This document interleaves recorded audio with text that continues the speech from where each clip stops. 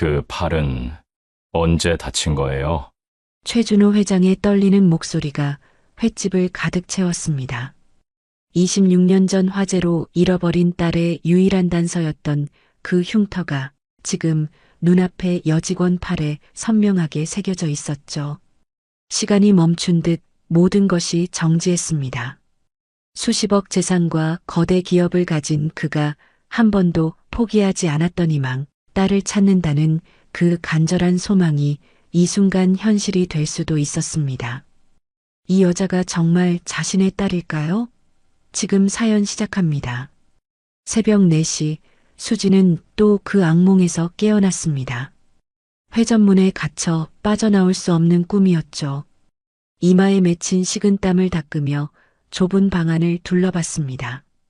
벽에 걸린 시계가 째깍째깍 소리를 내고 있었어요. 옆방에서는 할머니의 기침 소리가 들려왔습니다. 조심스럽게 이불을 걷고 일어난 수지는 부엌으로 향했습니다. 찬물을 한 컵 마시며 창밖을 바라봤어요. 자갈치 시장은 벌써 불빛으로 가득했습니다. 상인들의 목소리가 희미하게 들려왔죠. 오늘도 평범한 하루가 시작되는 것 같았습니다. 긴팔 작업복을 꺼내 입으며 수지는 습관처럼 왼팔을 확인했습니다. 나비 모양의 화상 흉터가 여전히 그 자리에 있었어요. 30해를 살면서 단 한 번도 남들 앞에 드러낸 적 없는 상처였죠. 소매를 끝까지 내리고 단추를 채운 뒤에야 안심이 됐습니다. 할머니가 방문을 열고 나왔습니다. 허리가 굽은 할머니는 수진을 보며 걱정스러운 표정을 지었어요. 또 악몽 꿨니? 얼굴이 안 좋네. 할머니의 주름진 손이 수진의 이마를 쓸어내렸습니다. 괜찮아요, 할머니. 그냥 피곤해서 그래요. 수진이 억지로 미소를 지었지만 할머니의 걱정스러운 눈빛은 변하지 않았습니다. 거실 탁자 위에는 김밥 2줄이 놓여 있었습니다. 새벽같이 일어나 만든 것이 분명했어요. 수진의 가슴이 뭉클해졌습니다. 73살의 할머니가 아직도 자신을 걱정하며 도시락을 싸주는 모습이 미안하면서도 감사했죠. 횟집 출근 시간이 다가오자 수지는 김밥을 가방에 넣고 현관을 나섰습니다. 할머니가 문 앞까지 따라 나와 잘 다녀와. 오늘도 조심해서 일해. 라고 당부했어요. 네, 할머니. 반찬 가게도 무리하지 마세요. 수지는 할머니의 손을 한번 꼭 잡고는 계단을 내려갔습니다. 자갈치 시장으로 들어서자 비린내와 함께 활기찬 소리들이 쏟아졌습니다. 경매하는 소리, 물건 나르는 수레바퀴 소리, 생선 다듬는 소리가 뒤섞였어요. 수지는 그 소음 속을 익숙하게 걸으며 횟집으로 향했습니다. 바다양 횟집이라는 간판이 보이자 발걸음을 재촉했죠. 가게 문을 열자 주방장이 벌써 와 있었습니다. 수진아, 오늘 VIP 손님 온다고 사장님이 특별히 신경 쓰래. 12시에 온다니까 준비 철저히 하자. 주방장의 목소리에는 긴장감이 묻어났습니다. 수지는 고개를 끄덕이며 앞치마를 둘렀어요. 청소를 시작하며 수지는 오늘따라 왼팔이 욱신거리는 것을 느꼈습니다. 날씨 탓일까요? 아니면 불길한 예감 때문일까요? 그녀는 소매를 한 번 더 잡아당기며 일에 집중하려 했습니다. 하지만 마음 한구석의 불안감은 쉽게 사라지지 않았죠. 점심시간이 되자 수지는 앞치마를 벗고 할머니 가게로 향했습니다. 자갈치 시장 한 구석에 자리한 작은 반찬 가게였죠. 가게 앞에 도착하니 할머니가 막 김치를 담고 계셨어요. 할머니, 점심 같이 먹어요. 수진이 들어서자 할머니의 얼굴에 주름진 미소가 번졌습니다. 좁은 가게 안쪽 식탁에 앉아 된장찌개를 먹으며 할머니가 갑자기 말을 꺼냈어요. 수진아, 너도 언젠가는 내 진짜 가족을 만날 거야. 숟가락을 든 수진의 손이 잠시 멈췄습니다. 할머니가 제 가족이에요. 다른 가족은 필요 없어요. 수진이 억지로 웃으며 대답했지만 마음 한구석에는 알 수 없는 공허함이 스며들었죠. 할머니는 된장찌개를 한 숟갈 떠먹으며 먼 곳을 바라봤습니다. 내가 널 처음 봤을 때가 생각나네. 보호소에 혼자 앉아 있었지. 말도 안 하고 그저 하늘, 하늘 하고만 반복했어. 할머니의 목소리가 떨렸어요. 4살쯤 됐을 텐데 이름밖에 기억을 못 하더라고. 그 모습이 어찌나 불쌍하던지. 수지는 밥그릇을 내려다보며 조용히 들었습니다. 이 이야기는 수백 번도 더 들었지만 들을 때마다 가슴이 먹먹해졌어요. 그래도 할머니가 절 걷어주셔서 감사해요. 수진이 할머니의 손을 잡았습니다. 거칠고 주름진 손이었지만 세상에서 가장 따뜻한 손이었죠. 점심을 마치고 횟집으로 돌아오니 한 테이블에서 클래식 음악이 흘러나오고 있었습니다. 첼로 선율이었어요. 수지는 자신도 모르게 발걸음을 멈추고 귀를 기울였습니다. 왼손이 저절로 움직이며 허공에서 박자를 맞추기 시작했죠. 새끼손가락이 유독 도드라지게 세워졌습니다. 수진아, 너 클래식 좋아해? 동료 미영이 신기한 듯 물었어요. 수지는 그제야 정신을 차리고 고개를 저었습니다. 아니, 그냥 왠지 편안한 느낌이 들어서. 하지만 가슴 한쪽이 이상하게 뭉클해졌어요. 마치 오래전에 잊어버린 무언가를 만난 것 같은 기분이었습니다. 오후 내내 손님들을 응대하면서도 수진의 마음은 계속 어수선했습니다. 주문을 받으며 무의식적으로 왼손 새끼손가락을 세우는 버릇이 여러 번 반복됐죠. 그럴 때마다 손님들이 이상한 눈빛으로 쳐다봤지만 수지는 자각하지 못했습니다. 머릿속에는 계속 그 첼로 선율이 맴돌았어요. 해가 기울어갈 무렵 수지는 평소보다 일찍 퇴근하기로 했습니다. 미영아, 나 먼저 갈게. 오늘 좀 피곤해서. 미영이 걱정스러운 표정으로 고개를 끄덕였어요. 수지는 무거운 발걸음으로 횟집을 나섰습니다. 왠지 모를 불안감이 온몸을 감싸고 있었죠. 다음 날 아침 수지는 평소처럼 횟집에 출근했습니다. 하지만 어제부터 시작된 불안감은 가시지 않았어요. 테이블을 닦으면서도 손이 자꾸 떨렸고 수저를 놓는 것조차 평소처럼 깔끔하지 못했습니다.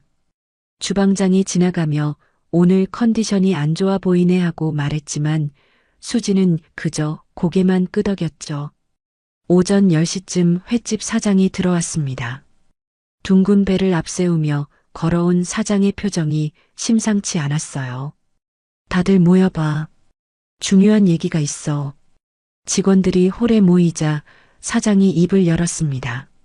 내일 정오에 아주 중요한 손님이 오신다. 최준호 회장님이야. 실수하면 안 돼. 최준호라는 이름을 듣는 순간 수지는 왜인지 모르게 가슴이 철렁했습니다. 그 이름이 낯설지 않았어요. 어디선가 들어본 것 같은데 기억이 나지 않았죠. 미영이 옆에서 속삭였습니다. 그 수산업 재벌 회장님 말이야. 엄청 부자래. 점심시간이 지나고 한가한 오후 수지는 혼자 화장실에 들어갔습니다. 거울 앞에 서서 왼팔 소매를 걷어 올렸어요. 나비 모양의 화상 흉터가 여전히 선명했습니다. 손가락으로 흉터를 따라 그리며 수지는 중얼거렸죠. 이것 때문에 버려진 걸까? 누가 나를 버린 걸까? 저녁 무렵 집으로 돌아가는 길, 수지는 TV가 켜진 전자제품 가게 앞을 지나갔습니다. 뉴스가 나오고 있었어요. 최준호 회장, 실종된 딸 찾기 26년째 계속 중. 매년 3월 15일이면 대대적인 수색을 펼쳐 앵커의 목소리가 들렸습니다. 수지는 잠시 멈춰서서 화면을 바라봤어요. 중년의 남자가 기자회견장에서 눈물을 훔치는 모습이 보였죠. 부모 잃은 사람이 나만 있는 게 아니구나. 수지는 씁쓸하게 웃으며 발걸음을 옮겼습니다. 집에 도착하니 할머니가 저녁을 차려놓고 기다리고 있었어요. 김치찌개 냄새가 집안 가득 퍼져 있었습니다. 밤 11시 수지는 또다시 그 악몽을 꿨습니다. 회전문에 갇혀 나가지 못하고 있는데 누군가 멀리서 자신을 부르는 소리가 들렸어요. 하늘아, 하늘아. 그 목소리는 절박하고 슬펐습니다. 수지는 식은땀을 흘리며 깨어났죠. 아침이 밝았습니다. 수지는 거울 앞에서 머리를 묶으며 자신의 얼굴을 들여다봤어요. 창백한 얼굴에 다크서클이 짙게 내려앉아 있었습니다. 오늘만 잘 넘기자. 그녀는 자신에게 말하며 긴팔 셔츠를 꺼내 입었어요. 소매를 손목까지 내리고 단추를 꼼꼼히 채웠습니다. 출근길에 수지는 문득 숫자 4가 적힌 버스 번호판을 보고 걸음을 멈췄습니다. 가슴이 답답해지는 느낌이 들었어요. 왜 숫자 4만 보면 이렇게 불안한지 알 수 없었죠. 고개를 흔들며 다시 걸음을 재촉했습니다. 정오가 가까워지자 횟집 안의 공기가 팽팽하게 긴장됐습니다. 직원들은 평소보다 더 빠르게 움직였고 주방장은 요리 하나하나에 신경을 곤두세웠어요. 수지는 VIP룸을 마지막으로 점검하며 테이블 위의 수저 위치까지 꼼꼼히 확인했습니다. 손이 미세하게 떨리는 것을 느끼며 깊게 숨을 들이쉬었죠. 왼팔이 또다시 욱신거리기 시작했습니다. 날씨 탓인지 긴장 탓인지 알 수 없었어요. 11시 50분 사장이 급하게 뛰어왔습니다. 얘들아, 준비 다 됐지? 곧 도착하신대. 미영이 수진의 어깨를 두드렸어요.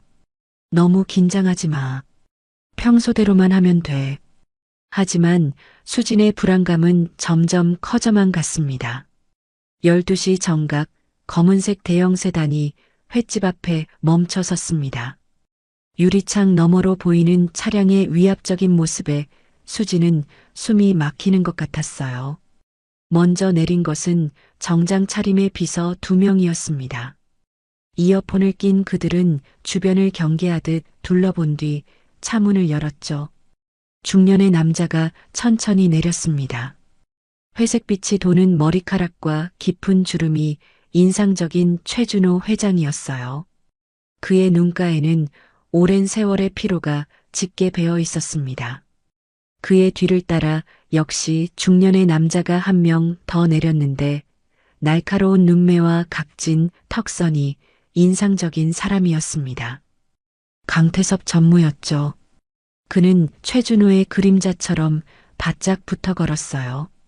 마지막으로 젊은 여성이 내렸습니다. 명품 핸드백을 든 그녀는 강유리였는데 높은 하이힐 소리가 아스팔트 위에 또각또각 울렸습니다. 일행이 횟집으로 들어서자 사장이 직접 나와 허리를 깊이 숙였습니다. 어서 오십시오, 회장님. VIP룸으로 모시겠습니다. 수지는 차가운 물수건과 메뉴판을 담은 쟁반을 들고 뒤따라 걸었어요. 복도를 걸으며 최준호의 뒷모습을 보는데 왜인지 가슴이 답답해졌습니다. 그의 걸음걸이에서 묘한 슬픔이 느껴졌어요. VIP룸에 들어선 강유리가 주변을 둘러보며 코를 찡그렸습니다.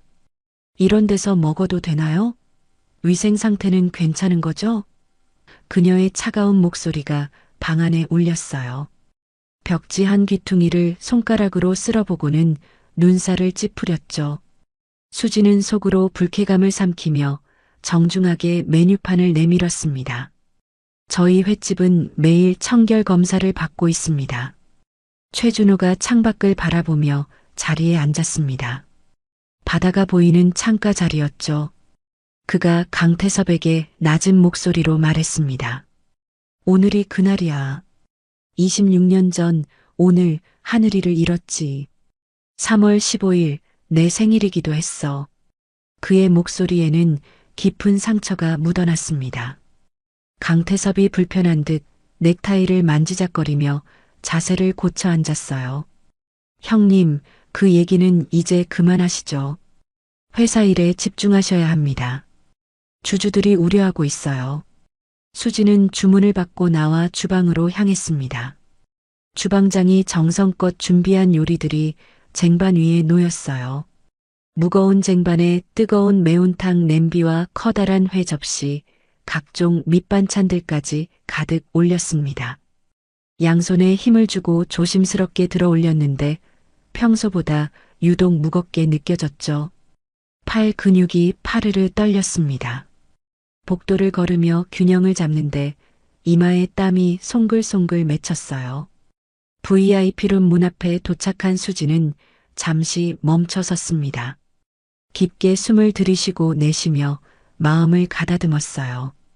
그리고 조심스럽게 문을 열었습니다. 그런데 문턱에 작은 단차가 있다는 것을 미처 보지 못했어요. 오른발이 걸리는 순간 몸이 앞으로 쏠렸습니다. 쟁반이 위험하게 기울어졌죠.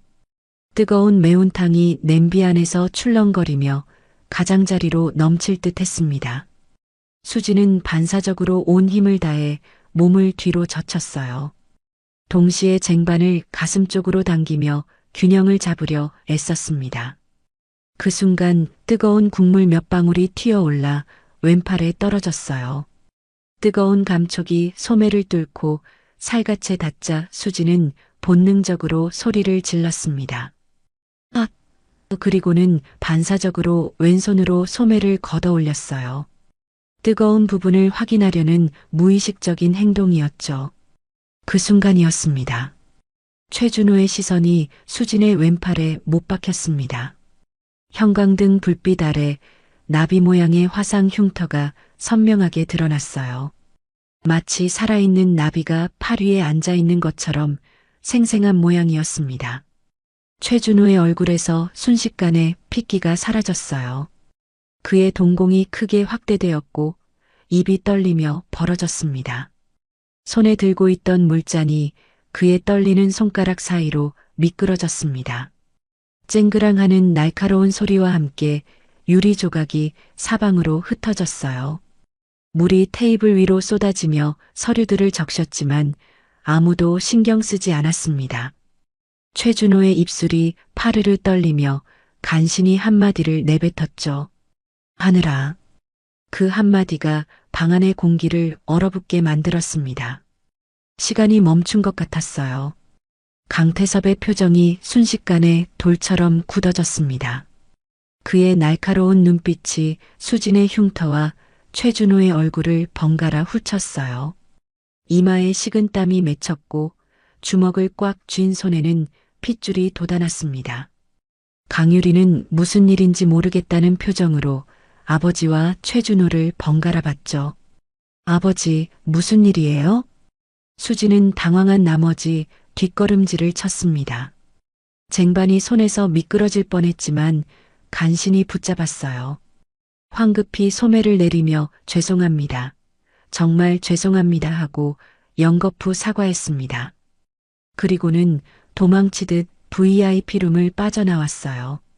복도에 서서 거친 숨을 몰아쉬었습니다.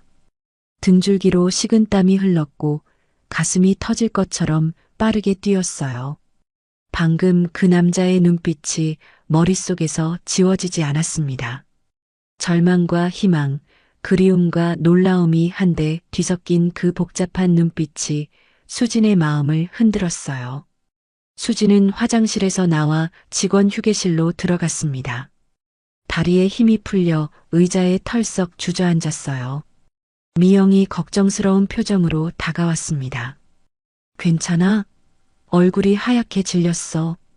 수지는 떨리는 손으로 물컵을 들었지만 제대로 잡을 수가 없었죠.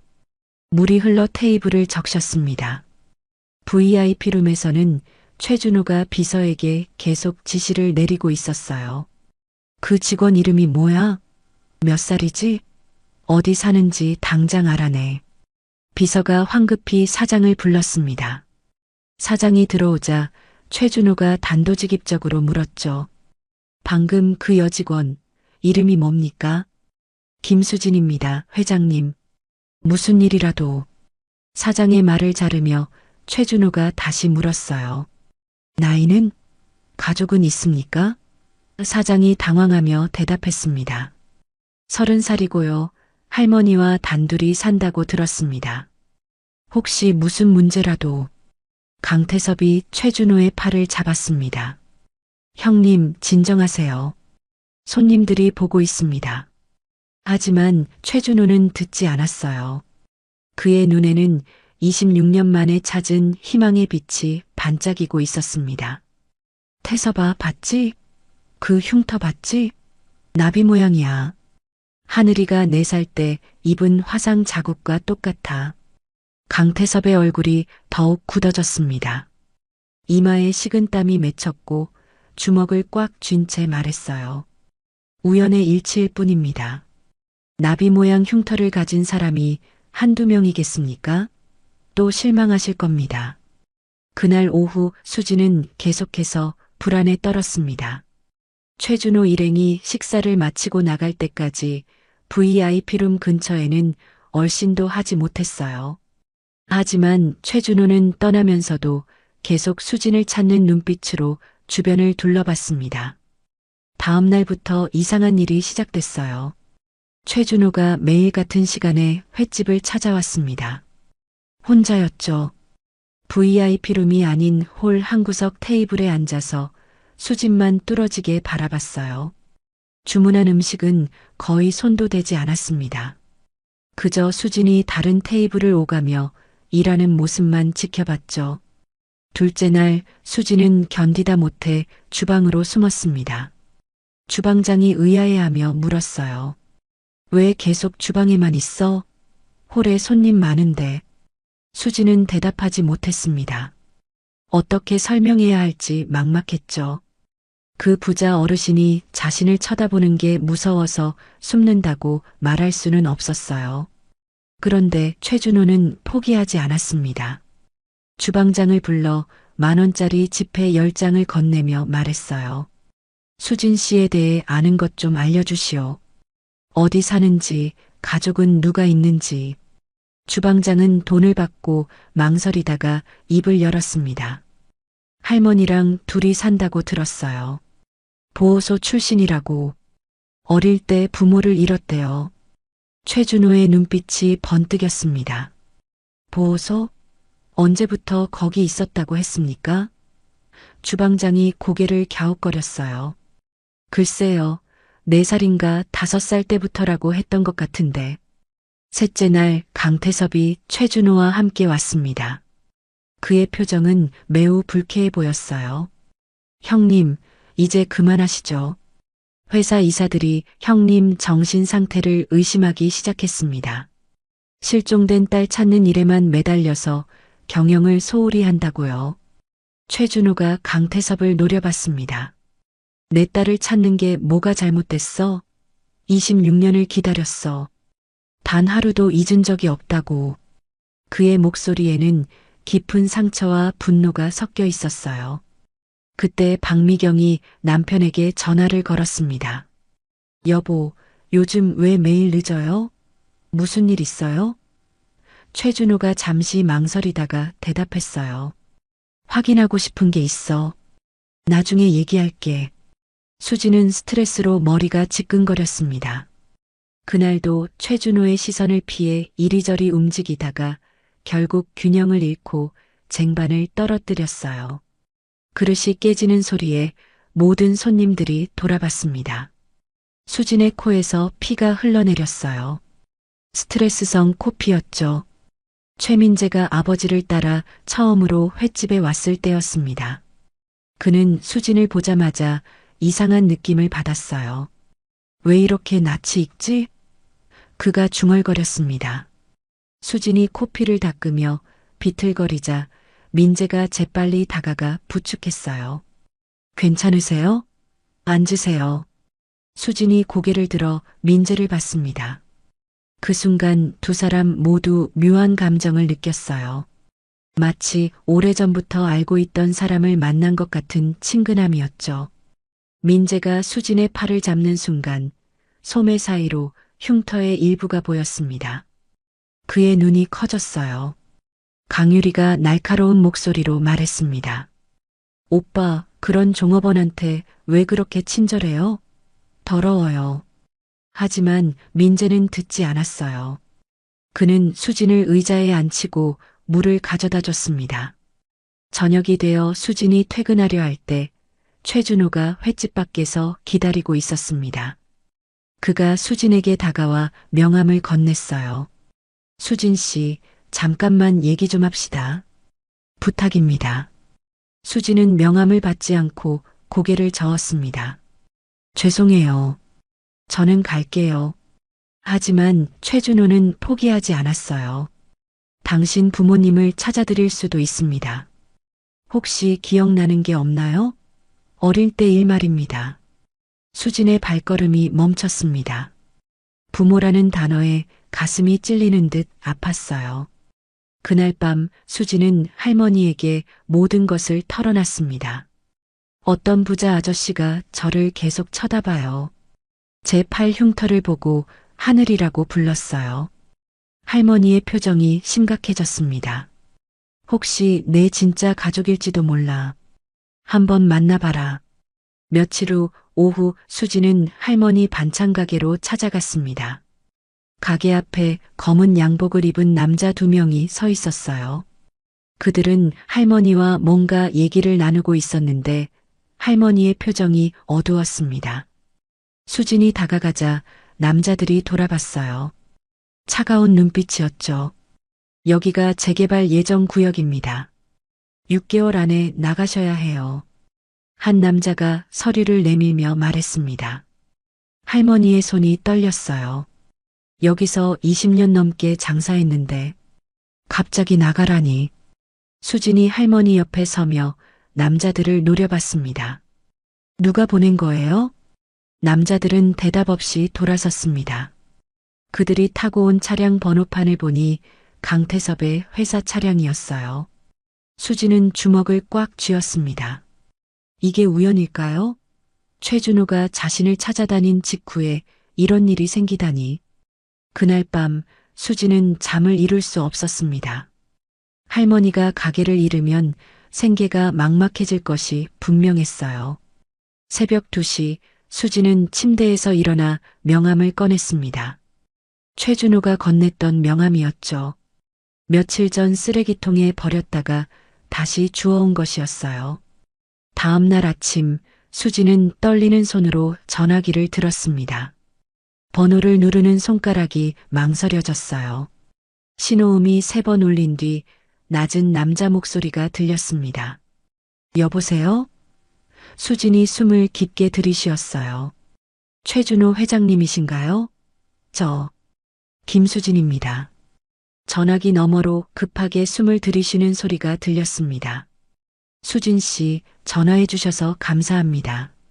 만나서 얘기할 수 있을까요? 최준호의 목소리에는 간절함이 묻어났어요. 수진은 잠시 망설이다가 입을 열었습니다. 할머니 가게 좀 도와주세요. 재개발한다고 쫓아내려 해요. 그것 때문에 전화하신 건가요? 최준호의 목소리에 실망감이 섞였습니다. 수진이 재빨리 덧붙였어요. 그리고 제가 정말 회장님 딸인지 확인하고 싶어요. 전화기 너머로 침묵이 흘렀습니다. 그리고 최준호가 떨리는 목소리로 말했어요. 내일 2시 라마다 호텔 라운지로 와주세요. 다음 날 수지는 가장 좋은 옷을 꺼내 입었습니다. 그래봐야 낡은 블라우스와 검은색 바지였지만 최대한 단정하게 차려입었어요. 호텔에 들어서자 화려한 샹들리에와 대리석 바닥이 눈에 들어왔습니다. 수지는 주눅이 들었어요. 이런 곳은 처음이었죠. 라운지에 들어서니 창가 자리에 최준호가 앉아 있었습니다. 그는 수진을 보자 벌떡 일어났어요.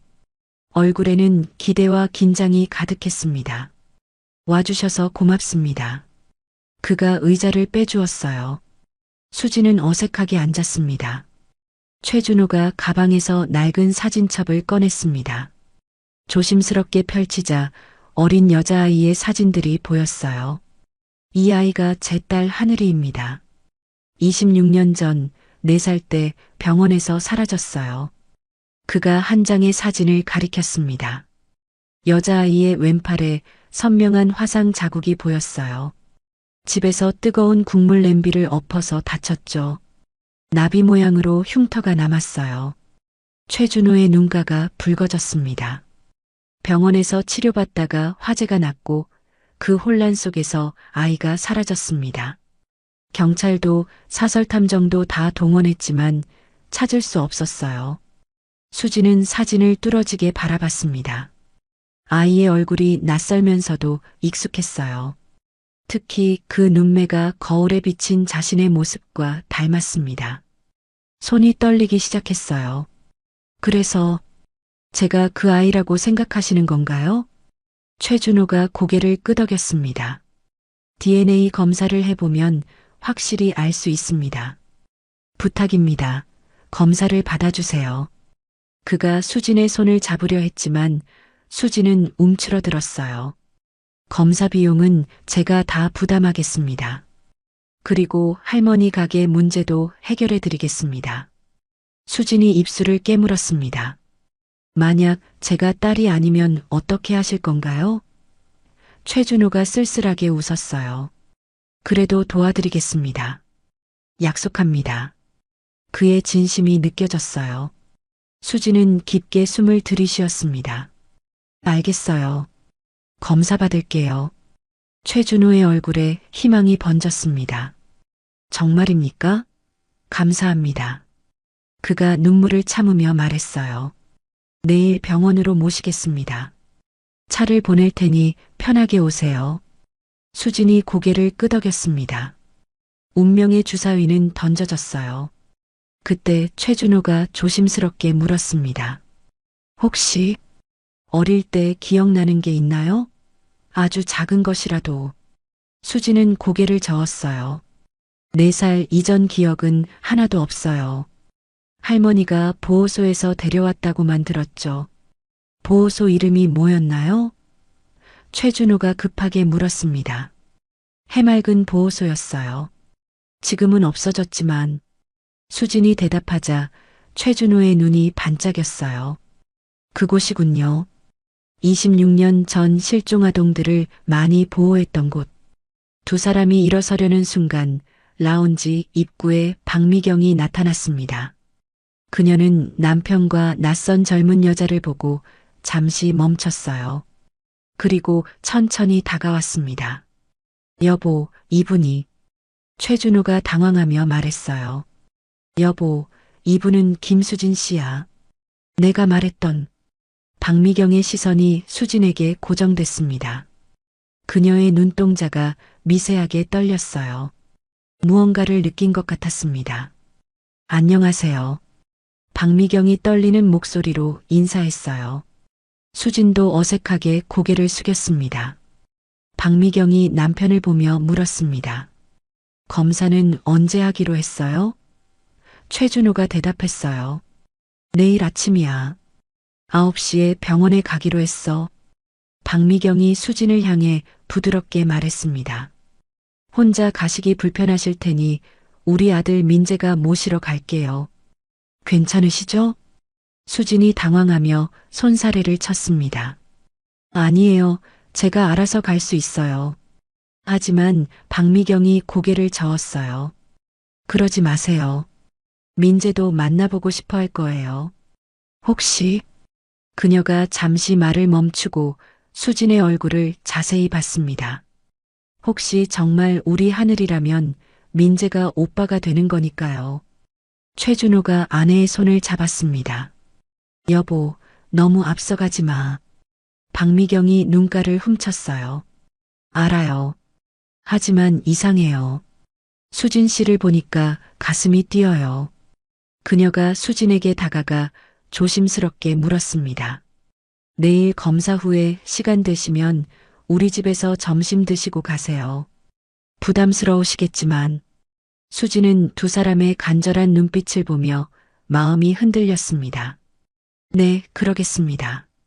박미경의 얼굴에 미소가 번졌어요. 감사해요. 그럼 내일 뵐게요.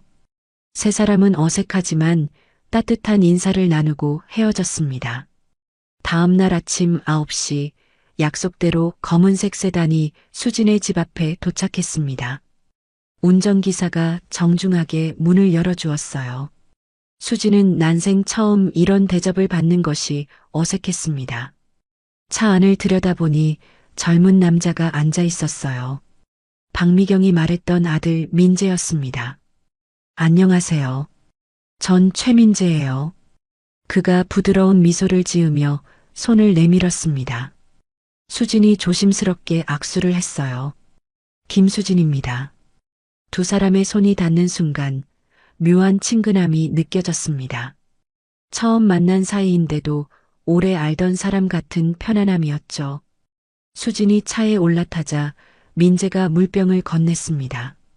어머니가 꼭 함께 가라고 하셨어요.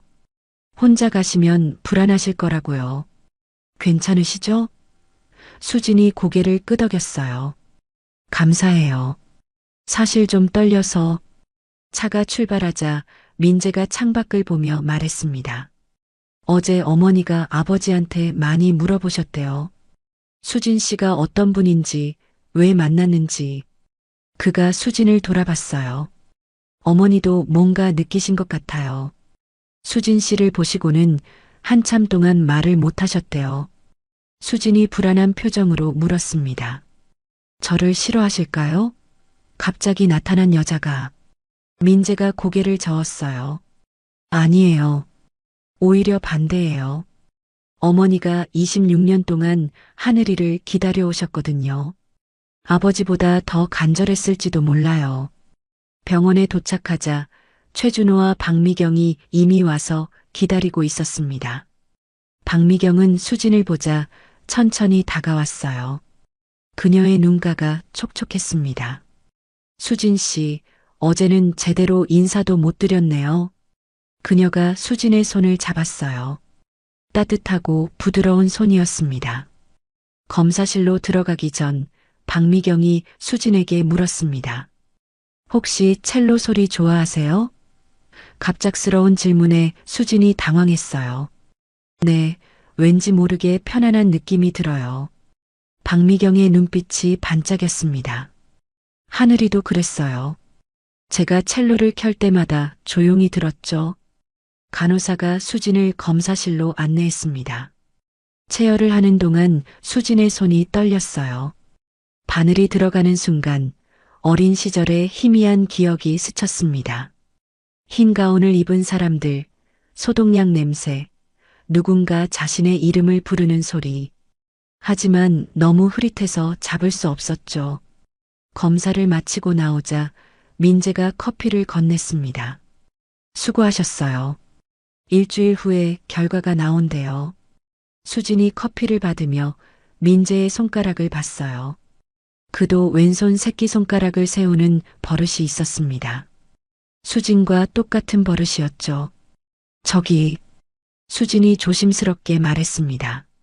민재 씨도 왼손 새끼손가락을 세우시네요. 민재가 자신의 손을 내려다봤어요. 정말이네. 저도 모르게 그러고 있었어요. 어렸을 때부터 버릇이에요. 두 사람은 서로를 바라봤습니다. 같은 버릇, 같은 손동작. 우연이라고 하기엔 너무 신기했어요. 민재가 웃으며 말했습니다. 우리 정말 남매일지도 몰라요. 이렇게 닮은 버릇을 가지고 있다니. 병원을 나오면서 박미경이 수진에게 제안했습니다. 시간 되시면 우리 집에 들러서 점심 드시고 가세요. 수진이 망설이자 최준호가 덧붙였어요. 부담 갖지 마세요. 그냥 편하게 오세요. 차를 타고 최준호의 집으로 향했습니다. 강남의 고급 주택가였어요. 대문을 지나 정원을 거쳐 현관에 들어서자 수진은 압도당했습니다. 거실은 호텔 로비처럼 넓고 화려했죠. 하지만 한쪽 벽면에 걸린 사진들이 눈에 들어왔어요. 모두 어린 여자아이의 사진이었습니다. 하늘이 사진이에요. 박미경이 설명했습니다. 4살까지의 모든 순간을 담았죠. 수진이 사진을 하나하나 봤어요. 웃고 있는 아이, 피아노 앞에 앉은 아이, 생일 케이크 앞에 아이. 마지막 사진은 병원 침대에 누워 있는 모습이었습니다. 왼팔에 붕대가 감겨 있었어요. 점심을 먹으며 민재가 말했습니다. 수진 씨, 어릴 때 꿈 같은 거 꾸신 적 있어요? 반복되는 꿈 말이에요. 수진이 고개를 끄덕였습니다. 회전문에 갇히는 꿈을 자주 꿔요. 나가려고 하는데 계속 돌기만 하고. 테이블이 조용해졌습니다. 박미경이 숟가락을 내려놨어요. 하늘이도 회전문을 무서워했어요. 병원 회전문을 절대 지나가려 하지 않았죠. 최준호가 덧붙였습니다. 그날도 회전문이 아닌 옆문으로 들어갔어요. 그런데 분위기가 무거워지자 민재가 화제를 바꿨습니다. 수진 씨, 오늘 할머니 가게에도 가보실 거예요? 수진이 고개를 끄덕였어요. 네, 재개발 서류를 확인해 봐야 해서요. 최준호가 즉시 말했습니다. 제가 해결하겠습니다. 강태섭이 관련되어 있는 것 같은데 제가 직접 얘기하겠습니다. 수진이 놀라 물었어요. 강태섭이 누구예요? 최준호가 설명했습니다. 제 회사 전무입니다.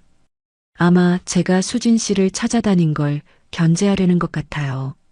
식사를 마치고 수진이 일어서려 하자 박미경이 말했습니다. 잠깐만요. 그녀가 서재로 들어가더니 작은 상자를 들고 나왔어요. 이건 하늘이가 마지막으로 가지고 놀던 장난감이에요.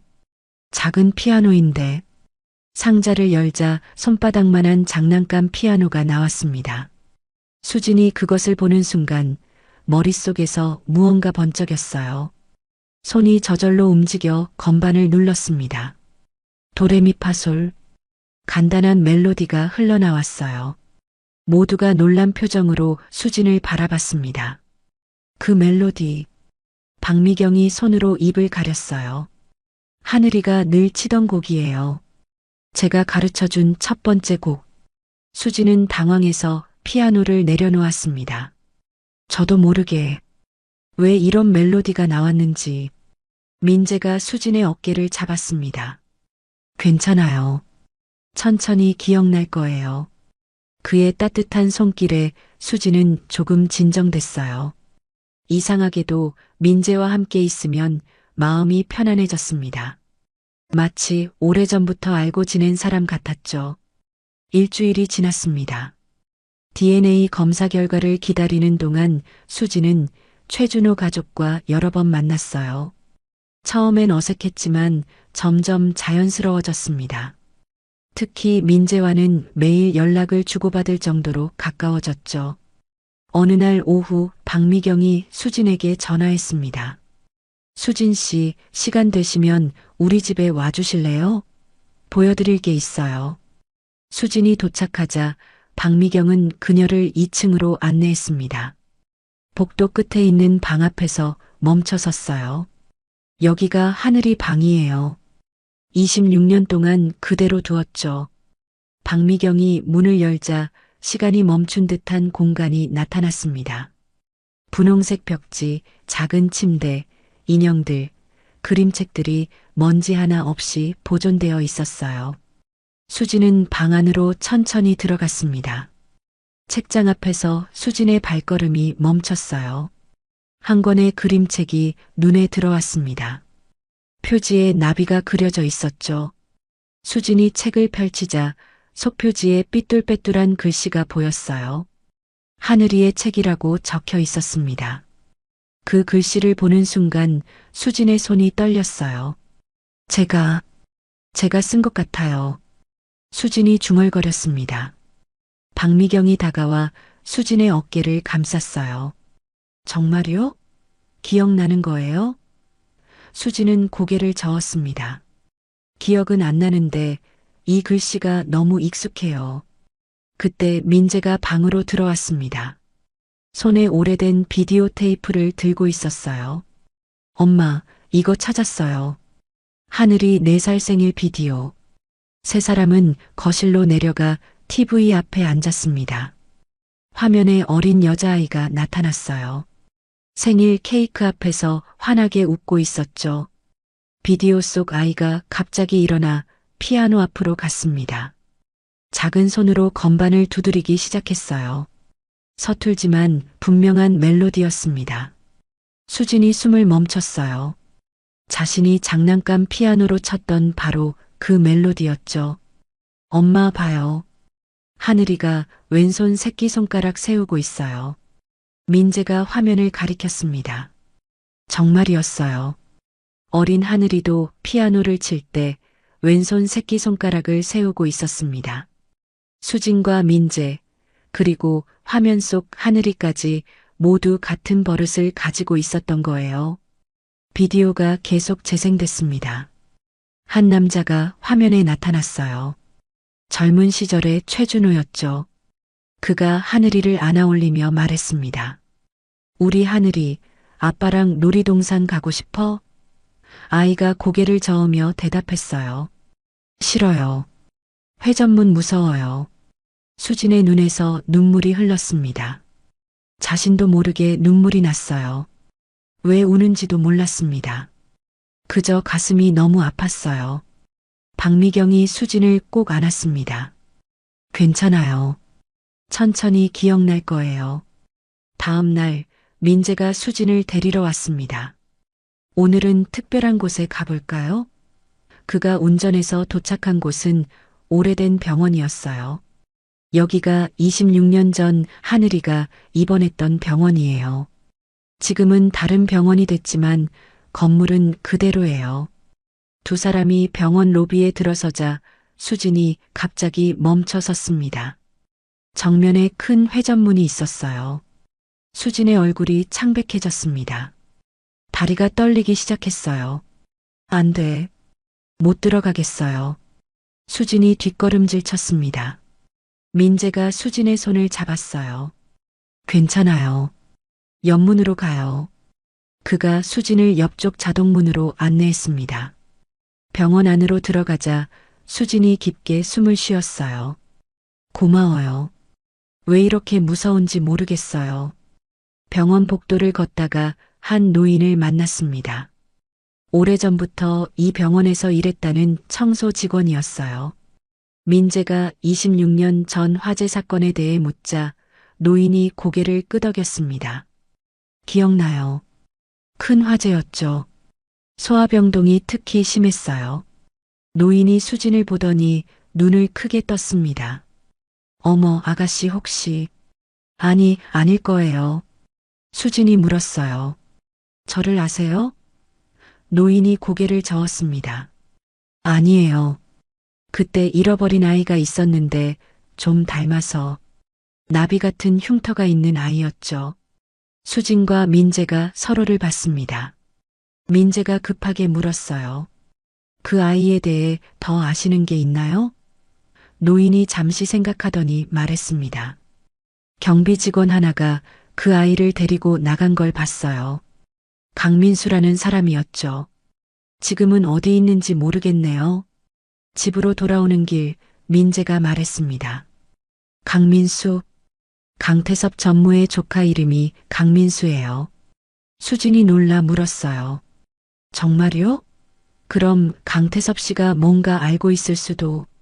민재가 고개를 끄덕였습니다. 조사해 봐야겠어요.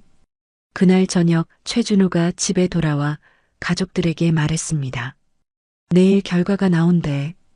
병원에서 직접 와서 설명해 준다고 했어. 모두들 긴장한 표정이었어요. 박미경이 남편의 손을 잡았습니다. 여보, 만약 아니라고 나와도. 최준호가 아내의 말을 잘랐습니다. 아니야. 하늘이가 맞아. 모든 게 일치해. 그의 목소리에는 확신이 가득했어요. 민재도 덧붙였습니다. 저도 그래요. 수진이는 제 여동생이 맞아요. 느낌이 그래요. 수진은 집에 돌아와 할머니와 저녁을 먹었습니다. 할머니가 걱정스러운 얼굴로 물었어요. 내일 결과 나온다며? 수진이 고개를 끄덕였습니다. 네. 무서워요. 만약 제가 그들의 딸이 아니면. 할머니가 수진의 손을 잡았어요. 아니어도 괜찮아. 넌 내 손녀야. 그건 변하지 않아. 수진이 할머니를 꼭 안았습니다. 할머니 사랑해요. 두 사람은 한참 동안 그렇게 안고 있었어요. 드디어 약속된 날이 밝았습니다. 병원에서 전화가 왔어요. 오후 2시에 최준호 댁으로 직접 방문해서 결과를 설명하겠다는 내용이었죠. 수지는 아침부터 아무것도 먹을 수가 없었습니다. 속이 계속 울렁거렸어요. 점심시간이 지나자 수지는 할머니와 함께 최준호의 집으로 향했습니다. 할머니가 수진의 손을 꼭 잡고 말했어요. 어떤 결과가 나와도 넌 내 손녀야. 잊지 마. 수지는 할머니의 주름진 손을 어루만지며 고개를 끄덕였습니다.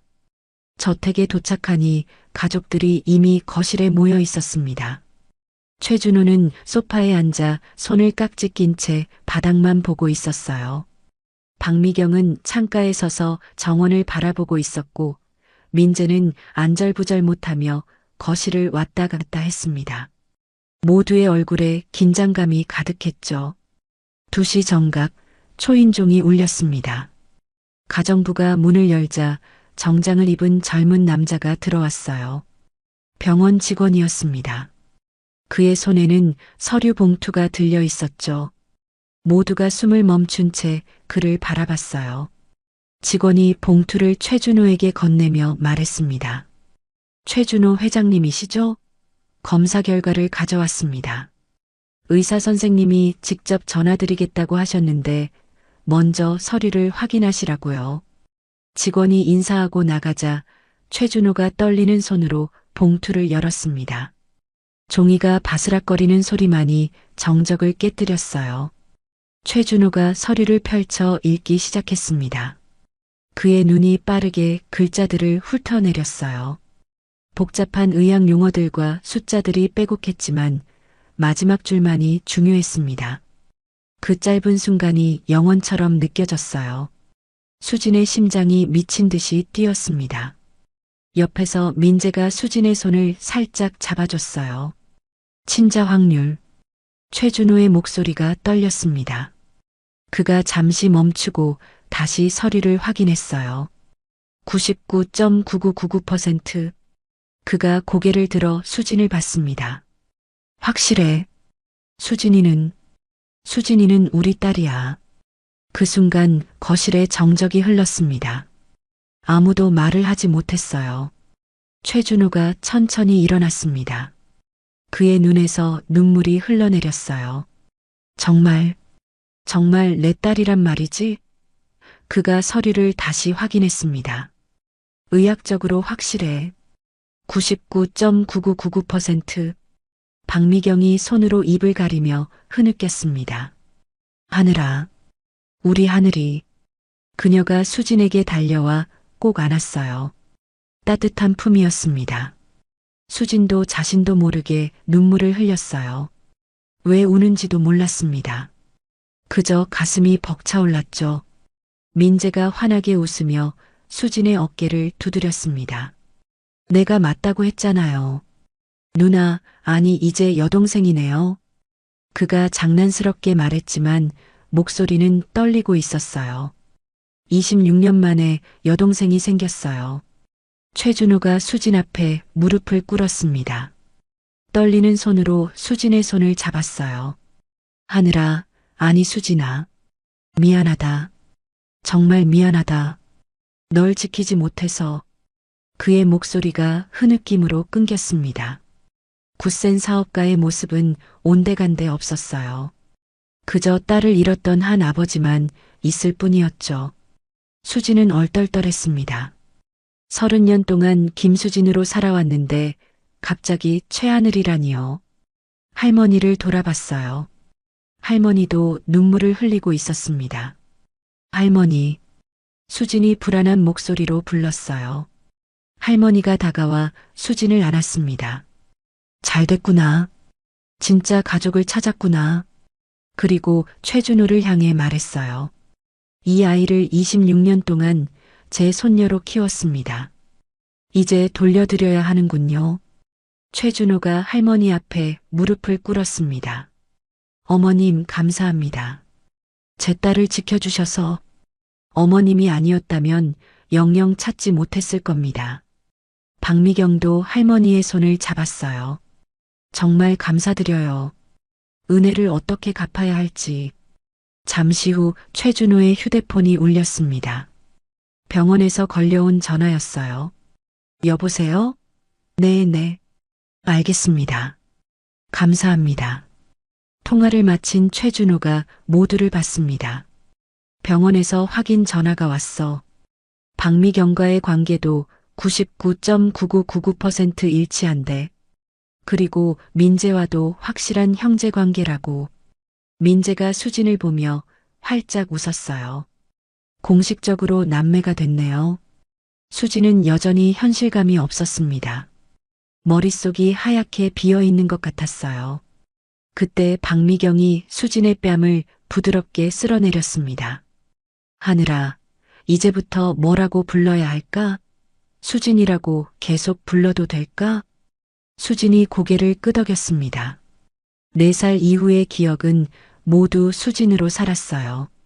하늘이란 이름이 아직은 낯설어요. 박미경이 이해한다는 듯 미소 지었어요. 그래, 천천히 하자. 급할 것 없어. 최준호가 일어서며 말했습니다. 오늘은 정말 특별한 날이야. 26년 만에 우리 가족이 완전해진 날이니까. 그가 할머니를 봤어요. 어머님도 이제 우리 가족입니다. 함께 사시죠. 할머니가 손사래를 쳤습니다. 아니에요. 저는 제 집이 편해요.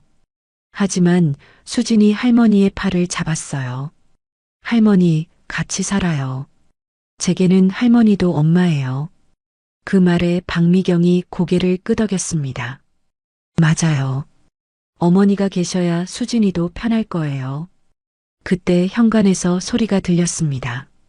강태섭이 들어왔어요. 그의 얼굴은 굳어 있었습니다. 축하드립니다, 형님. 그의 목소리는 차가웠어요. 딸을 찾으셨군요. 이제 회사 일에 집중하실 수 있겠네요. 최준호가 강태섭을 날카롭게 봤습니다. 태섭아, 내 조카 강민수를 만나야겠다. 강태섭의 얼굴이 창백해졌어요. 왜 민수를 찾으시는지 최준호가 단호하게 말했습니다. 26년 전 병원에서 무슨 일이 있었는지 알아야겠어. 분위기가 순식간에 얼어붙었습니다. 기쁨의 순간이 긴장으로 바뀌었어요. 수지는 불안한 눈빛으로 가족들을 둘러봤습니다. 진실의 문이 열리려 하고 있었어요. 강태섭이 떠난 후 분위기는 무거워졌습니다. 최준호는 서재로 들어가 전화를 걸기 시작했어요. 사설 탐정을 고용해 강민수를 찾으라는 지시였죠. 한편 수지는 거실에서 가족들과 어색하게 앉아 있었습니다. 갑자기 찾은 가족이 낯설기만 했어요. 다음 날 아침 신문 일면에 충격적인 기사가 실렸습니다. 최준호 회장 숨겨둔 딸이 있었다. 30년간 비밀 연애 끝에 딸 인정 같은 자극적인 제목들이었어요. 강태섭이 언론에 흘린 거짓 정보였죠. 기사에는 수진이 최준호의 불륜으로 태어난 딸이라는 내용이 담겨 있었습니다. 횟집에 기자들이 몰려왔습니다. 김수진 씨, 정말 최 회장의 숨겨둔 딸입니까? 어머니는 누구입니까? 카메라 플래시가 터지고 마이크가 수진의 얼굴 앞으로 밀려들었어요. 수진은 겁에 질려 뒷문으로 도망쳤습니다. 할머니의 반찬 가게에도 기자들이 찾아왔어요. 할머니가 키운 게 아니라 친엄마였던 거죠? 터무니없는 질문들이 쏟아졌습니다. 할머니는 당황해서 가게 문을 닫을 수밖에 없었어요. 단골 손님들도 수군거리며 떠났습니다. 최준호의 회사에서는 긴급 이사회가 열렸습니다. 강태섭이 이사들 앞에서 목소리를 높였어요. 회장님의 사생활 문제로 회사 이미지가 추락하고 있습니다. 주가도 떨어지고 있고요. 일부 이사들이 고개를 끄덕였습니다. 최 회장이 경영에서 손을 떼야 하는 것 아닌가? 민재가 아버지를 찾아갔습니다. 아버지, 강태섭이 언론 플레이를 하고 있어요. 대응해야 합니다. 최준호는 지친 얼굴로 고개를 저었어요. 증거가 없어. 강민수를 찾지 못하면 우리가 불리해. 그때 수진에게 전화가 왔습니다. 낯선 남자 목소리였어요. 김수진 씨죠? 조용히 사라지세요. 최 회장 가족 행세 그만두고요. 안 그러면 할머니가 다칠 수도 있습니다.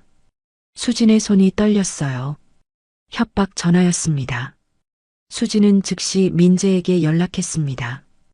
오빠, 누군가 할머니를 해치겠다고 협박해요. 민재가 놀라며 말했어요. 당장 할머니를 우리 집으로 모셔와. 위험해. 하지만 이미 늦었습니다. 반찬 가게에 도착하니 유리창이 깨져 있었어요. 가게 안은 엉망이 되어 있었고 벽에는 사기꾼은 꺼져라라는 낙서가 적혀 있었습니다. 할머니는 구석에 쭈그리고 앉아 울고 있었어요. 할머니. 수진이 달려가 할머니를 안았습니다. 할머니의 팔에 상처가 나 있었어요. 괜찮아. 할머니는 괜찮아. 할머니가 떨리는 목소리로 말했지만 얼굴은 창백했습니다. 경찰이 도착했지만 별다른 단서를 찾지 못했어요. CCTV도 고장 나 있었고 목격자도 없었습니다. 강태섭의 소행이 분명했지만 증거가 없었죠. 그날 밤 최준호 가족은 모두 모여 회의를 했습니다. 박미경이 먼저 입을 열었어요. 수진이가 위험해요. 강태섭이 무슨 짓을 할지 몰라요. 최준호가 주먹을 쥐었습니다. 내가 해결할게. 수진이는 우리 집에서 지내. 하지만 수진은 고개를 저었어요. 저 때문에 모두가 피해를 보고 있어요. 제가 없어지면. 민재가 수진의 말을 잘랐습니다. 무슨 소리야? 이제 겨우 찾았는데. 다음 날 더 충격적인 일이 일어났습니다. 한 여성이 방송에 나와 증언을 했어요. 김수진은 계획적으로 최 회장에게 접근했습니다. 미리 조사를 다 하고 딸 행세를 하는 거예요. 얼굴을 모자이크 처리한 그 여성은 가짜 증인이었지만 사람들은 믿기 시작했습니다. 횟집 사장이 수진에게 전화했어요. 수진 씨, 미안해. 더 이상 일하기 어려울 것 같아. 손님들이 안 와. 수진은 해고되었습니다. 자갈치 시장 상인들도 수진을 피했어요. 사기꾼 일에 불쌍한 최 회장 수군거리는 소리가 들렸습니다. 수진은 집에 틀어박혔습니다. 밖에 나가면 손가락질 받고 집에 있으면 죄책감에 시달렸어요. 내가 그냥 김수진으로 살았어야 했나? 수진은 베개에 얼굴을 묻고 울었습니다. 민재가 수진을 찾아왔어요. 누나, 이대로 포기하면 안 돼. 우리가 진실을 밝힐 거야. 그는 서류 뭉치를 꺼냈습니다. 강민수를 찾았어. 그리고 놀라운 걸 발견했어. 서류에는 26년 전 병원 기록이 있었습니다. 강민수가 환자 이송 담당이었고 화재 당일 근무했다는 기록이었어요. 그리고 한 가지 더, 강민수가 그 다음 날 갑자기 퇴사했다는 사실도 있었습니다. 이상하지 않아? 화재 다음 날 갑자기 퇴사라니. 민재가 말했어요. 그리고 강민수가 지금 요양원에 있대. 치매 초기라고. 최준호가 결단을 내렸습니다. 내일 강민수를 만나러 가자. 진실을 들어야겠어. 박미경도 함께 가겠다고 했어요. 나도 듣고 싶어요. 왜 우리 하늘이가 사라졌는지. 한편 강태섭은 불안해하기 시작했습니다. 강민수의 행방을 자신도 몰랐는데 최준호가 먼저 찾았다는 소식을 들었기 때문이었어요. 그는 급히 전화를 걸었습니다. 민수 입을 막아야 해. 어떻게든. 다음 날 새벽 최준호 일행은 경기도 외곽의 요양원으로 향했습니다. 수진과 민재, 그리고 박미경까지 함께였어요. 차 안의 분위기는 무거웠습니다. 진실을 듣게 될지 아니면 또 다른 벽에 부딪힐지 아무도 알 수 없었죠. 요양원에 도착하자 간호사가 그들을 맞았습니다. 강민수 환자는 치매 초기라 기억이 오락가락해요. 오늘은 상태가 좀 나은 편이에요. 복도를 걸으며 간호사가 설명했습니다. 가끔 26년 전 이야기를 하는데 무슨 죄를 지었다고 계속 중얼거리세요. 병실 문을 열자 창가에 휠체어를 탄 노인이 보였습니다. 강민수였어요. 머리는 하얗게 새었고 얼굴은 깊은 주름으로 가득했습니다. 최준호가 다가가자 민수가 고개를 들었어요. 그의 눈에 공포가 스쳤습니다. 당신은 최 회장님? 민수의 목소리가 떨렸습니다. 용서해 주세요. 제가 잘못했어요. 그가 갑자기 울기 시작했어요. 최준호가 조심스럽게 물었습니다. 26년 전 병원 화재 때 무슨 일이 있었습니까? 민수가 흐느끼며 말했습니다. 제가 그 아이를 데려갔어요. 삼촌이 시킨 게 아니에요. 제가 혼자 한 거예요. 그가 떨리는 손으로 얼굴을 가렸어요. 삼촌이 출세하길 바랐어요. 최 회장님이 딸을 잃으면 무너질 거라고 생각했죠. 박미경이 다가와 물었습니다. 그래서 우리 하늘이를 어떻게 한 거예요? 민수가 고개를 들었어요. 다른 병원으로 옮겼어요. 신원을 모르는 아이라고 했죠. 그런데 그가 말을 멈췄습니다. 그런데 뭐요? 최준호가 재촉했어요. 민수가 눈물을 흘리며 말했습니다. 나중에 후회했어요. 아이를 찾으려 했는데 이미 보호소로 보내진 뒤였어요.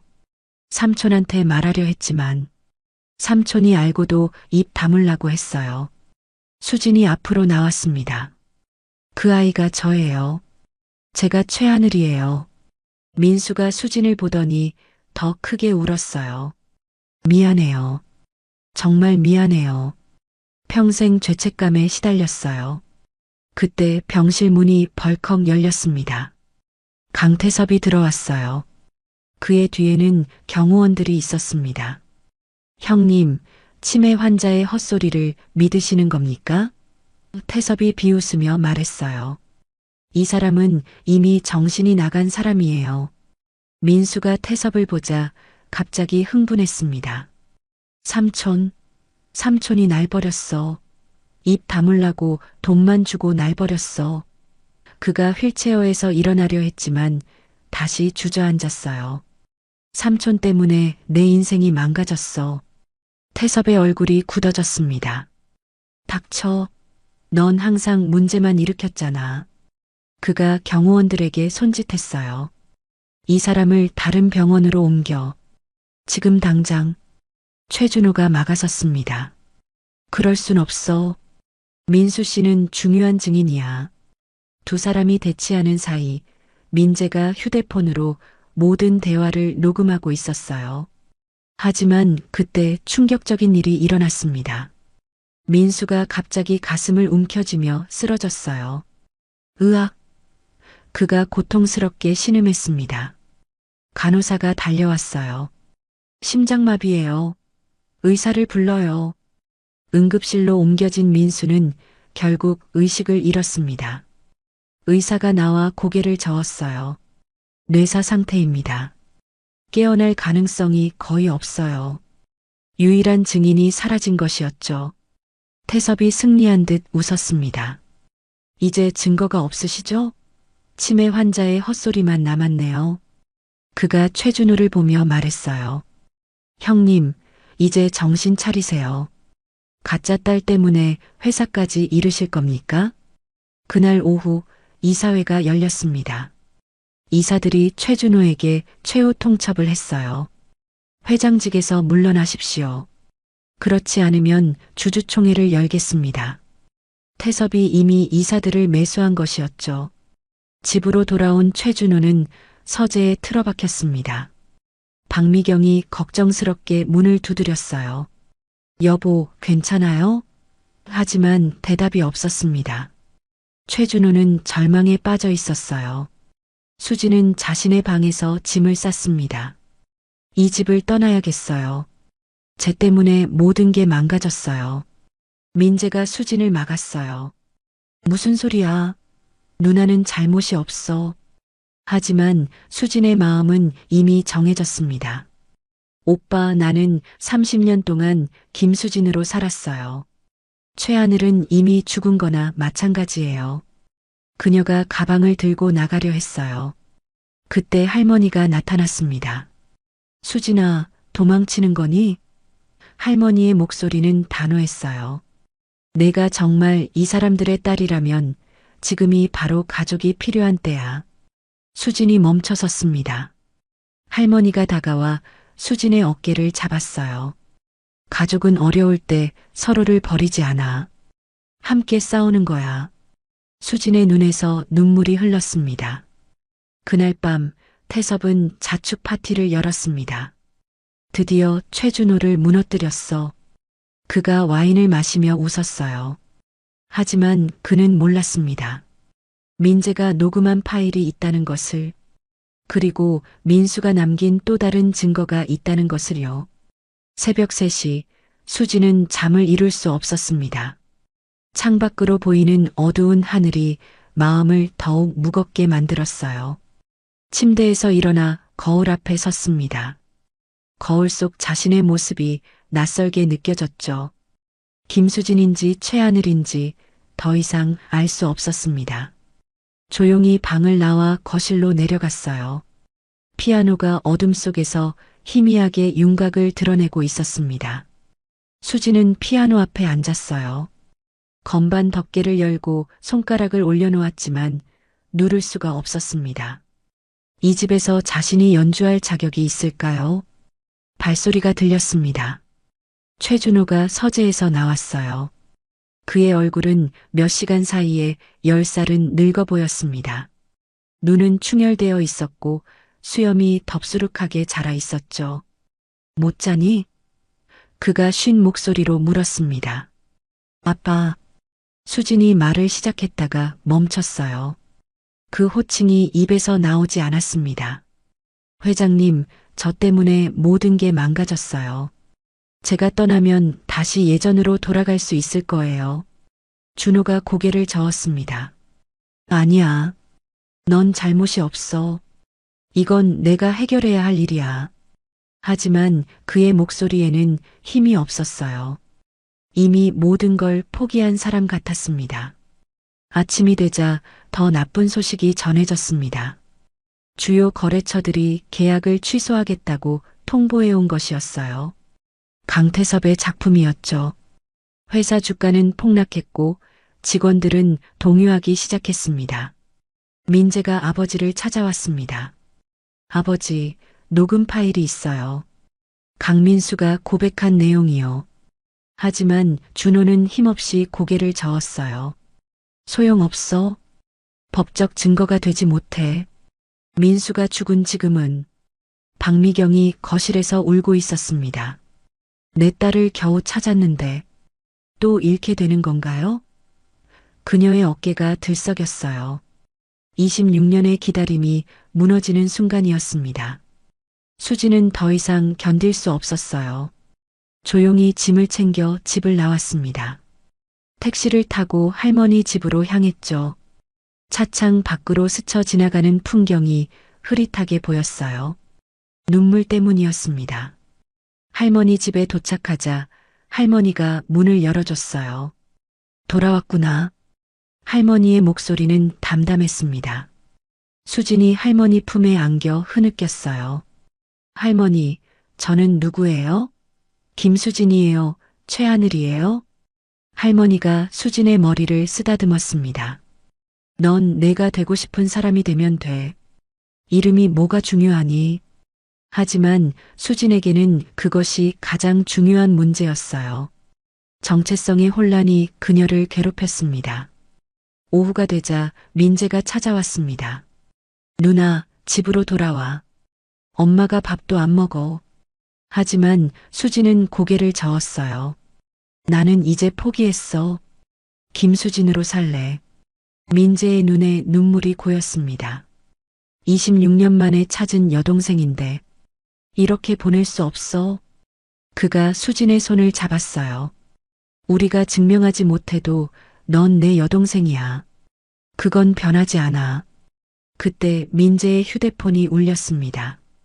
모르는 번호였어요. 여보세요?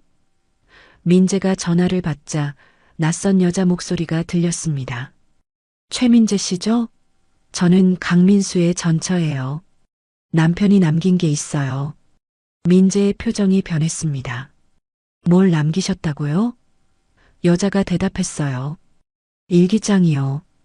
26년 전부터 쓴 일기장. 거기에 모든 게 적혀 있어요. 수진과 민재는 서로를 봤습니다. 희망의 불씨가 다시 타오르는 것 같았어요. 하지만 동시에 두려움도 느껴졌습니다. 또 실망하게 될까 봐요. 그날 밤 최준호는 서재에서 사직서를 쓰고 있었습니다. 26년간 최선을 다했지만 이제는 물러날 때인 것 같습니다. 펜이 떨렸어요. 평생 쌓아온 모든 것을 포기하는 순간이었죠. 박미경이 들어왔습니다. 여보, 수진이 할머니 집에 있대요. 준호가 고개를 들었어요. 그래, 거기가 편할 거야. 그의 목소리는 체념으로 가득했습니다. 한편 강태섭은 승리의 축배를 들고 있었습니다. 내일이면 최준호는 끝이야. 회사는 내 거야. 그가 크게 웃었어요. 하지만 그는 몰랐습니다. 강유리가 아버지의 모든 비리 자료를 모으고 있다는 것을요. 강유리는 자신의 방에서 서류를 정리하고 있었습니다. 아버지의 횡령, 뇌물, 그리고 26년 전 은폐 사실까지. 아버지, 미안해요. 하지만 이건 너무 잘못됐어요. 그녀가 중얼거렸습니다. 새벽이 가까워지자 수지는 결심했습니다. 부산을 떠나기로요. 서울로 가서 새로운 삶을 시작하려 했어요. 가방을 들고 현관으로 나가려는데 할머니가 막아섰습니다. 어디 가니? 할머니의 눈빛이 날카로웠어요. 도망치는 거니, 싸우러 가는 거니? 수진이 대답하지 못했습니다. 할머니가 수진의 뺨을 어루만졌어요. 기억해. 넌 혼자가 아니야. 다음 날 아침 8시, 민재와 수진은 강민수의 전처를 만나기 위해 작은 카페로 향했습니다. 할머니의 격려를 받은 수진은 마지막 희망을 품고 나섰어요. 카페 구석자리에 중년 여성이 앉아 있었습니다. 손에는 낡은 가방이 들려 있었죠. 저예요. 여자가 손을 들었습니다. 민재와 수진이 자리에 앉자 그녀가 가방에서 두꺼운 공책을 꺼냈어요. 표지가 누렇게 변색된 일기장이었습니다. 민수가 매일 썼어요. 죄책감 때문에 하루도 빠뜨리지 않았죠. 수진이 떨리는 손으로 일기장을 펼쳤습니다. 1999년 3월 16일 첫 페이지부터 빼곡한 글씨가 적혀 있었어요. 오늘 끔찍한 일을 저질렀다. 최 회장의 딸을 다른 병원으로 옮겼다. 삼촌이 출세하길 바라는 마음에서 한 일이지만 아이의 울음소리가 귀에서 떠나지 않는다. 민재가 다음 장을 넘겼습니다. 삼촌에게 사실을 말했다. 삼촌은 화를 내는 대신 돈 봉투를 건넸다. 입 다물라고 했다. 그 돈이 더러워서 만질 수가 없었다. 하지만 거절할 용기도 없었다. 전처가 한숨을 쉬며 말했습니다. 민수는 그 일 이후로 술에 빠져 살았어요. 결국 저랑도 이혼했죠. 죄책감이 그를 망가뜨렸어요. 그녀가 일기장 뒤쪽을 가리켰습니다. 최근 기록을 보세요. 수진이 뒤쪽 페이지를 펼쳤어요. 떨리는 필체로 쓰여 있었습니다. 치매가 시작됐다. 하지만 그 아이 얼굴은 잊을 수 없다. 나비 흉터가 있는 아이. 최하늘. 미안하다. 정말 미안하다. 그때 민재의 휴대폰이 울렸습니다. 강유리였어요. 오빠, 지금 당장 와주세요. 아버지 서재에서 엄청난 걸 발견했어요. 그녀의 목소리가 떨렸습니다. 26년 전 아버지가 강민수에게 보낸 송금 기록이에요. 민재와 수진은 서로를 봤습니다. 퍼즐 조각이 맞춰지고 있었어요. 민재가 즉시 아버지에게 전화했습니다. 아버지, 증거를 찾았어요. 강민수의 일기장과 송금 기록이요. 전화 너머로 준호의 놀란 숨소리가 들렸습니다. 한편 강유리는 아버지의 서재를 뒤지고 있었습니다. 금고 안에서 서류 뭉치를 발견했어요. 26년간의 비리 기록이었죠. 횡령, 뇌물, 주가 조작까지. 그녀의 손이 떨렸습니다. 아버지가 이런 사람이었다니. 유리는 결심했습니다. 모든 서류를 복사해서 가방에 넣었어요. 그리고 최준호의 집으로 향했습니다. 택시 안에서 그녀는 울었어요. 아버지를 배신하는 것이 아니라 정의를 위한 선택이라고 스스로를 위로하며 최준호의 집에 모든 사람이 모였습니다. 민재와 수진, 박미경, 그리고 할머니까지. 탁자 위에는 증거들이 펼쳐져 있었어요. 강민수의 일기장, 송금 기록, 그리고 유리가 가져온 비리 서류들. 준호가 서류를 하나하나 검토했습니다. 그의 눈빛이 점점 날카로워졌어요. 이제 확실해졌어. 태섭이 모든 걸 알고 있었고 은폐했어. 그가 주먹을 쥐었습니다. 이제 반격할 차례야. 그때 현관벨이 울렸습니다. 경찰이었어요. 강태섭 씨를 수사 중입니다. 횡령 혐의로요. 증거 제출에 협조해 주십시오. 유리가 앞으로 나섰습니다. 제가 제출할게요. 제 아버지지만 잘못은 바로 잡아야 해요. 수진이 유리의 손을 잡았습니다. 고마워요. 힘들었을 텐데. 유리가 눈물을 닦으며 말했어요. 수진 씨가 진짜 최하늘이라는 걸 알았어요. 미안해요. 우리 아버지가 한 일이. 다음 날 아침 언론이 들끓기 시작했습니다. 강태섭 전무 횡령 혐의로 구속 26년 전 아동유기 사건 연루 의혹 기사들이 쏟아져 나왔어요. 이번에는 진실이 담긴 기사들이었습니다. 회사 이사회가 다시 열렸습니다. 이사들이 최준호 앞에서 고개를 숙였어요. 회장님, 저희가 잘못 판단했습니다. 강태섭에게 속았어요. 준호가 단호하게 말했습니다. 회사를 다시 정상화시키겠습니다. 기자회견장이 마련됐습니다. 최준호 가족이 모두 참석했어요. 준호가 마이크 앞에 섰습니다. 26년 전 잃어버린 제 딸 하늘이를 찾았습니다. 그동안의 모든 오해를 풀고 싶습니다. 수진이 앞으로 나왔습니다. 떨렸지만 당당했어요. 저는 최하늘입니다. 하지만 김수진이기도 해요. 두 이름 모두 제 정체성이에요. 기자들이 사진을 찍었습니다. 플래시가 터졌지만 이번에는 두렵지 않았어요. 민재가 일기장을 들어보였습니다. 여기 모든 증거가 있습니다. 강태섭의 범죄가 낱낱이 기록되어 있어요.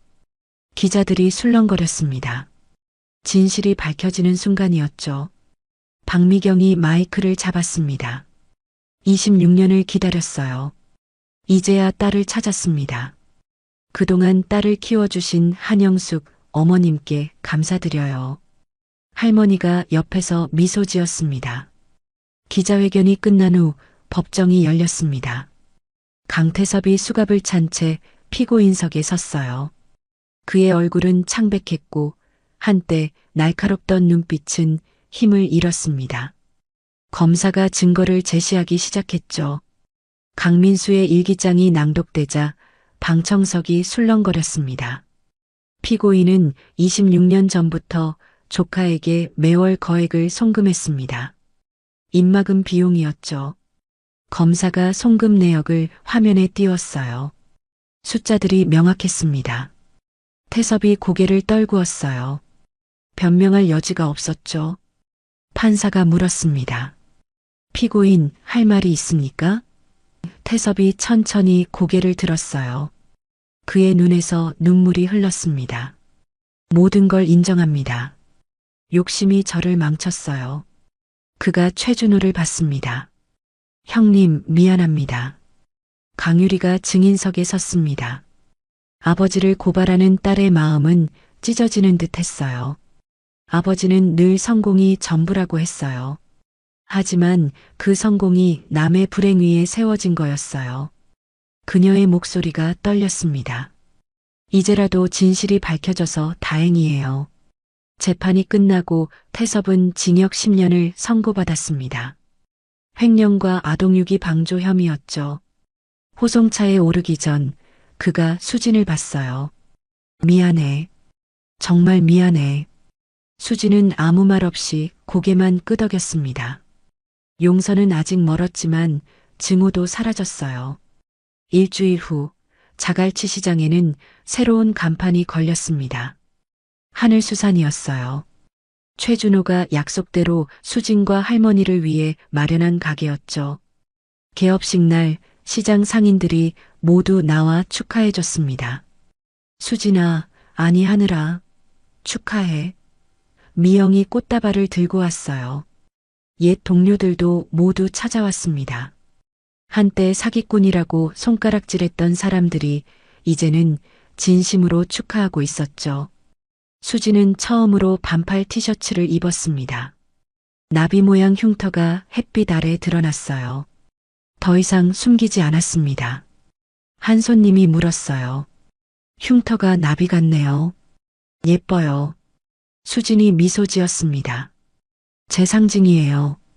박미경이 가게 한쪽에 작은 무대를 만들었습니다. 첼로를 가져와 연주를 시작했어요. 쇼팽의 녹턴이 시장에 울려 퍼졌습니다. 수진이 자연스럽게 피아노 파트를 흥얼거렸어요. 모녀의 하모니가 아름다웠습니다. 민재가 카메라를 들고 이 순간을 기록했습니다. 26년 만에 가족 사진이야. 그가 셔터를 눌렀어요. 최준호와 박미경, 수진과 민재, 그리고 한영숙 할머니까지 5명이 환하게 웃고 있었습니다. 저녁이 되자 온 가족이 하늘수산에서 회를 먹었습니다. 준호가 술잔을 들었어요. 26년의 기다림 끝에 우리 가족이 완성됐어요. 하늘이를 키워주신 어머님께도 감사드립니다. 할머니가 눈물을 닦았습니다. 이제 진짜 가족이 됐네요. 수진이 일어났습니다. 전 이제 2개의 이름을 가지고 있어요. 김수진으로서의 30년, 최하늘로서의 새로운 시작. 둘 다 소중해요.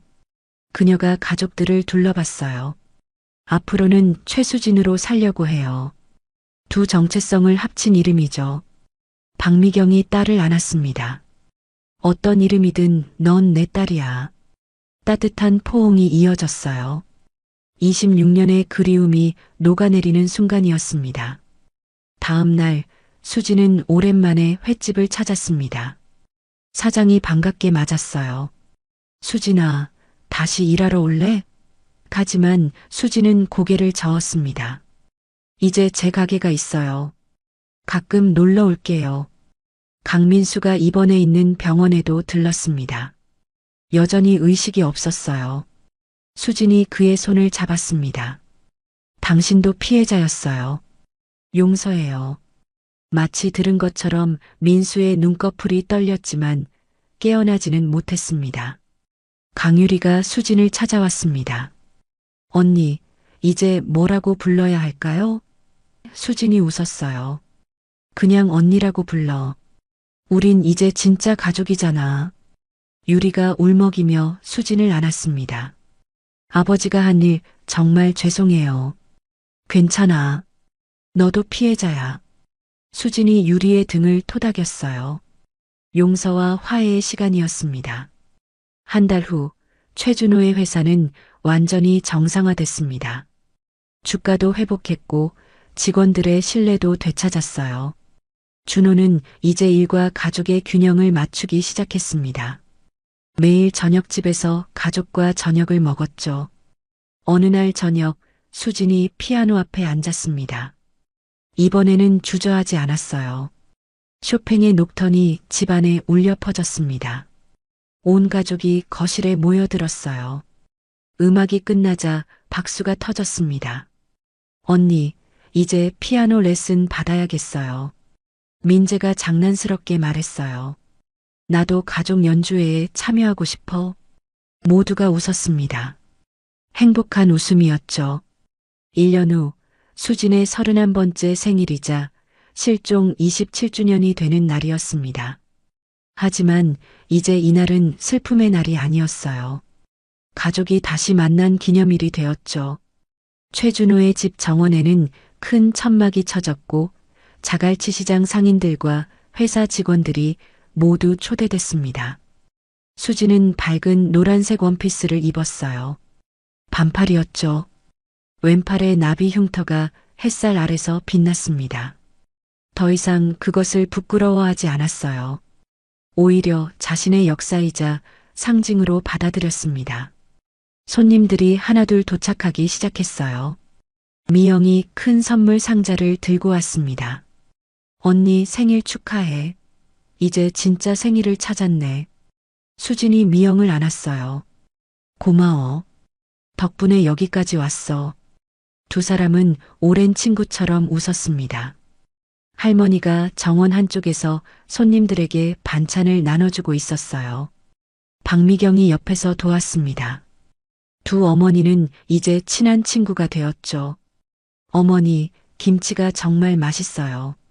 미경이 감탄했어요. 비법 좀 가르쳐 주세요. 민재가 무대에 올라갔습니다.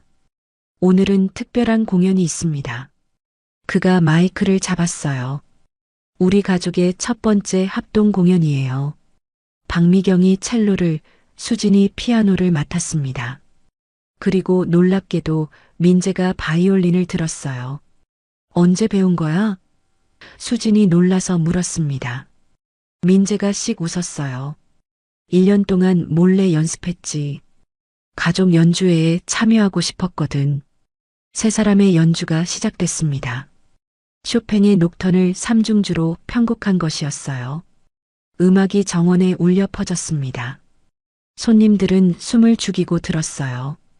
26년의 이별과 재회, 상처와 치유가 멜로디에 담겨 있었습니다. 연주가 끝나자 우레와 같은 박수가 터졌어요. 최준호의 눈가가 촉촉했습니다. 강유리도 와 있었습니다. 아버지 없이 혼자 왔지만 당당했어요. 언니 생일 축하해요. 그녀가 작은 상자를 건넸습니다. 안에는 나비 모양의 브로치가 들어 있었어요.